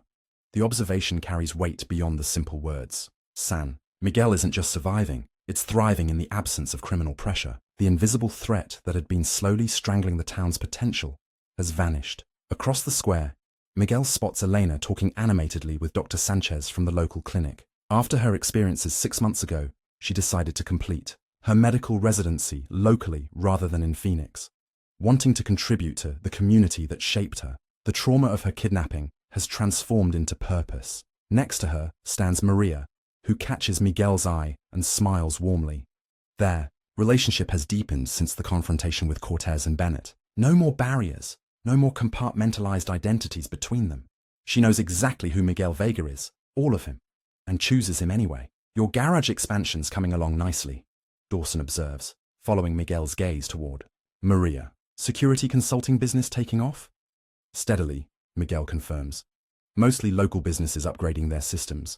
Some ranchers improving property security. What he doesn't mention is the quiet calls he occasionally receives from former military contacts. Consultations on protective measures for high-risk personnel, reviews of security protocols for sensitive operations. His expertise hasn't gone unnoticed by certain circles, but he accepts only advisory roles now. No field operations, no direct action. Those days are behind him. Got something for you, Dawson says, reaching into his jacket. He hands Miguel an envelope. Came through official channels. Military Department. Miguel opens it, finding a brief letter confirming the posthumous restoration of Thomas Bennett's pension and benefits to his surviving family members. The official explanation cites new evidence regarding classified operations that exonerates Bennett from previous accusations. Control keeping his end of the bargain. The Kandahar files, returned as promised, have helped set right at least one injustice from that operation. Not redemption for Bennett's later actions, but some measure of justice for his family who suffered from his disgrace. Miguel folds the letter and pockets it. Another chapter closed. The celebration continues as twilight deepens into evening. Judge Harmon insists on taking his restored Mustang for a ceremonial drive around the square, the engine's perfect rumble drawing appreciative murmurs from the crowd. Miguel watches with quiet satisfaction. The visible result of rebuilding something broken into something beautiful again. Later, as the gathering begins to disperse, Elena joins him. Dad, Dr. Sanchez offered me a permanent position after my residency, she says, excitement brightening her eyes. Says San Miguel needs young doctors committed to the community. You thinking of accepting? Miguel asks. I am. She looks around, at the town square, at the people chatting and laughing. After everything that happened, I realized how much this place matters. How much these people matter. Miguel nods, understanding completely. Your mother would be proud of that decision.